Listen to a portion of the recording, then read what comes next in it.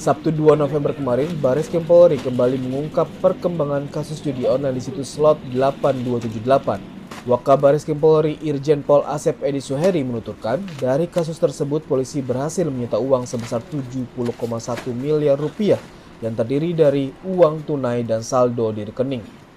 Polisi juga menyita barang bukti lainnya berupa 2 unit mobil serta sejumlah handphone dan laptop. Barang bukti itu digunakan para tersangka untuk menjalankan operasional situs 8278. Situs ilegal itu dikendalikan oleh warga negara Cina dan menjerat lebih dari 85.000 orang di Indonesia dan server yang digunakan berlokasi di luar negeri. Situs 8278 merupakan situs judi online berskala internasional yang jaringannya dikendalikan oleh warga negara Cina dan memiliki jumlah pemain lebih dari 85.000 orang di Indonesia dengan server yang berlokasi di luar negeri. Adapun situs slot 82/78 ini dipromosikan melalui berbagai situs dalam media sosial, termasuk pada grup Telegram. Selain itu, situs ini juga memberikan fasilitas untuk melakukan deposit dengan saldo minimal Rp10.000 tanpa harus melakukan registrasi email dan nomor handphone. Oleh karena itu, banyak orang yang tertarik untuk mengakses situs tersebut. Berdasarkan hasil pemeriksaan penyidikan, dalam hal ini penyidik berhasil mengungkap fakta bahwa aliran dana terkait permainan judi online dari situs slot 82/78 ini dialirkan melalui beberapa perusahaan yang dikendalikan oleh beberapa orang. Situs itu juga sudah menjadi judi online berskala internasional yang dikendalikan oleh warga negara Cina. Selanjutnya, polisi sudah menetapkan 7 tersangka yang diantaranya yaitu FQ yang merupakan warga negara Cina. FQ diduga sebagai otak dibalik judi slot 8278 sehingga total ada 10 tersangka dalam kasus ini.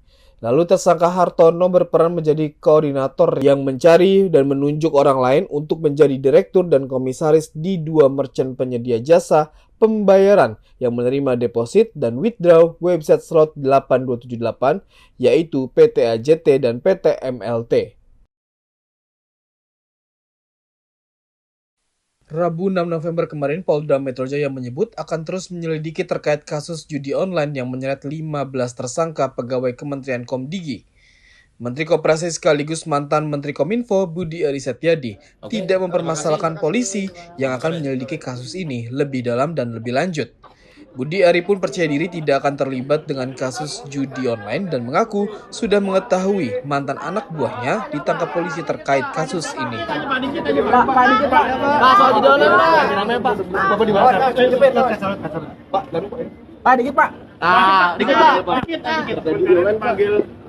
Permisi Pak. Fokus koperasi dan ya, udah cukup Pak. Kalau diminta keterangan siap nggak Pak? Iya, Pak. Kalau dimintai keterangan bagaimana Pak? Bang, permisi Pak. Keterangan gimana Pak? Permisi. Fokus koperasi dan urus rakyat. Udah Bang. Oke, Pak. Kasih Pak Budi.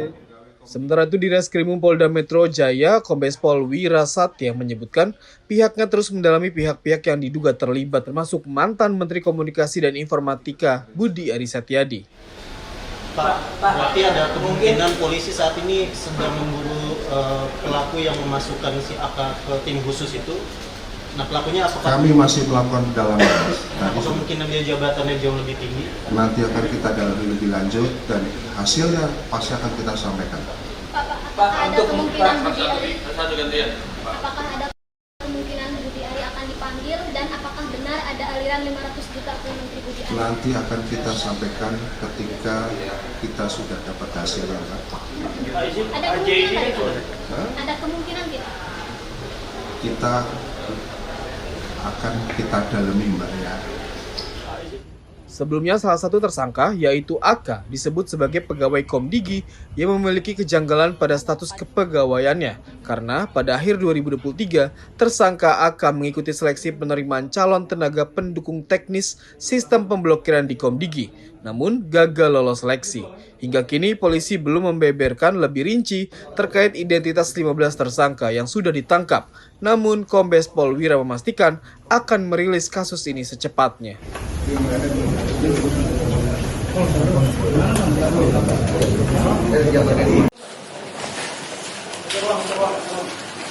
Polres Sukabumi mengungkap kasus promosi judi online dengan tersangka TikToker Gunawan Sedbor yang tenar dengan tren beras habis live solusinya. Kasus ini terungkap setelah adanya keresahan dari masyarakat yang kemudian polisi melakukan patroli cyber hingga diamankan 2 orang tersangka, yaitu AS alias T berusia 39 tahun dan G alias S berusia 38 tahun. Cyber kita dapatkan ternyata ada gift yang diberikan oleh penyedia website judi online. Kemudian setelah ada gift tersebut dari host live streaming mengiklankan website tersebut. Atas perbuatan tersebut maka kita lakukan penyelidikan, kemudian pada akhirnya kita lakukan penindakan. Dasar penindakan yaitu laporan polisi LBH 20 garis miring nomor 10 res.5 2024 SPKP Polres Sukabumi Polda Jawa Barat tanggal 31 Oktober 2024, di mana live streaming dilaksanakan pada hari Sabtu tanggal 26 Oktober 2024 pukul 13.30 sampai dengan pukul 16.00 di Kampung Babakan Baru, Desa Bojongkembar, Kecamatan Cikembar, Kabupaten Sukabumi.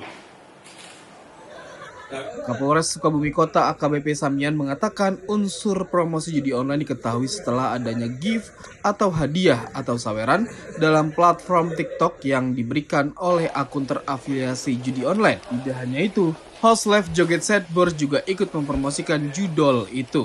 Setelah ditetapkan menjadi tersangka dan ditahan di Polres Sukabumi, Sedbor menghibur para tahanan lain dengan joget patuk ayam. Keduanya pun terancam pidana penjara paling lama 10 tahun dan denda paling banyak 10 miliar rupiah.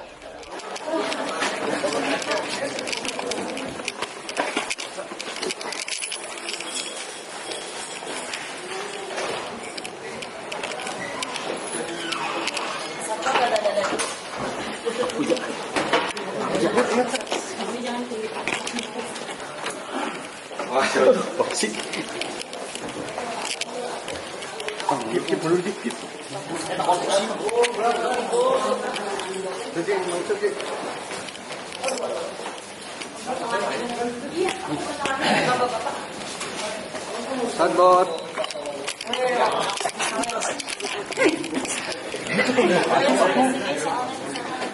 Tahanan. Presiden Republik Indonesia Rabu 6 November kemarin, Menteri Komunikasi dan Digital Mutia Hafid menyebutkan Presiden Prabowo Subianto berkomitmen untuk memberantas judi online yang semakin meresahkan masyarakat. Hal ini disampaikannya dalam sidang Kabinet Paripurna di kantor Presiden. Presiden Prabowo menekankan pentingnya langkah bersama tanpa kompromi dalam memerangi judi online. Instruksi ini juga diperkuat dengan seruan agar tidak ada pihak yang menjadi backing atau melindungi praktik perjudian ini. Terkait judi online, dan ini sudah kita dengar berulang kali langsung dari beliau, dari Presiden, jadi artinya beliau kembali menegaskan bahwa kita semua harus memerangi judi online. Pesan beliau kali ini adalah bekerja sama dengan baik. Tadi disebutkan beberapa institusi atau lembaga, Polri, Jaksa Agung, kemudian juga Kemenko Polkam, dan bahkan tidak tertutup 3 itu, tapi semuanya bekerja sama, tidak boleh ada backingan. Ini bahasa beliau, tidak boleh ada yang membacking, yang membantu atau apapun itu. Jadi saya rasa kali ini pernyataan beliau kembali tegas terkait perang terhadap judi online. Beliau mengingatkan bahwa korbannya adalah masyarakat yang tidak mampu sebagian besar. Jadi tidak boleh lagi ada kong kali kong. Ini juga mengutip persis ucapan beliau, bekerja sama, bersatu untuk melawan judi online. Beliau juga melihat selain memang dalam rangka perlindungan terhadap masyarakat terutama yang tidak mampu, beliau juga melihat bahwa kalau misalnya judi online dapat berhasil kita perangi bersama, ini bisa membantu daya beli dan pertumbuhan ekonomi bisa naik, membantu kita mencapai target. Jadi kurang lebih seperti itu.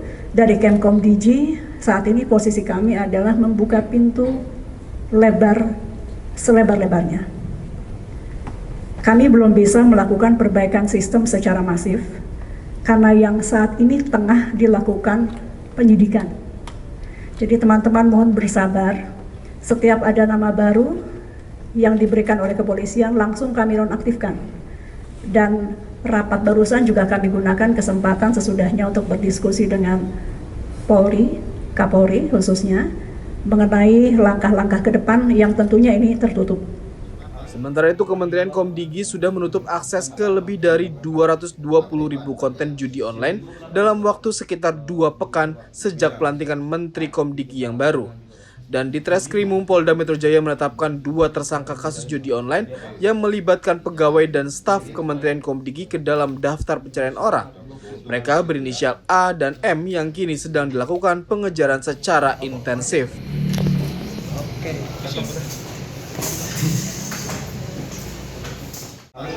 4.000-an Pak yang masuk yang dilaporkan. 4.000-an berarti yang 7 November kemarin, Kabid Humas Polda Metro Jaya, Kombes Pol Ade Ari menyebutkan dari 15 tersangka yang ditangkap dalam kasus situs judi online yang melibatkan pegawai dan staf Kementerian Komdigi, polisi menyita berbagai barang bukti, yaitu 34 handphone, 23 laptop, 20 lukisan, 16 mobil, 16 monitor, 11 buah jam tangan mewah, 4 unit tablet, 4 bangunan, 2 senjata api, 1 unit motor hingga 215,5 gram logam mulia. Selain itu, penyidik juga sudah mengajukan pemblokiran terhadap 47 rekening milik para tersangka. Saat ini dari 15 orang tersangka, penyidik telah menyita berbagai jenis barang bukti, antara lain 34 unit handphone, kemudian 23 unit laptop, 20 lukisan, 16 unit mobil, 16 unit monitor, 11 buah jam tangan mewah, 4 unit tablet, 4 unit bangunan, 2 unit senjata api, kemudian 1 unit motor, kemudian 215,5 gram logam mulia. Kemudian ada uang tunai sejumlah 73 miliar 723 juta 488.957 rupiah, dengan rincian uang rupiahnya ada 35 miliar 792 juta 110.000. Kemudian ada 2.955.779 mata uang Singapura dolar senilai 35 miliar 43 juta 272.457 rupiah. Kemudian ada juga uang berbentuk dolar USD ya, 183.500 USD atau senilai 2,888 106.500 miliar rupiah. Kemudian penyidik juga telah mengajukan pemblokiran. Selanjutnya, polisi akan menerapkan pasal tindak pidana pencucian uang terhadap kasus pengamanan situs judi online ini. Bahkan, Ade Ari mengatakan pihaknya tidak akan segan-segan menangkap siapapun, pihak internal Kementerian Komdigi, bandar judi online, dan pihak lain yang terlibat.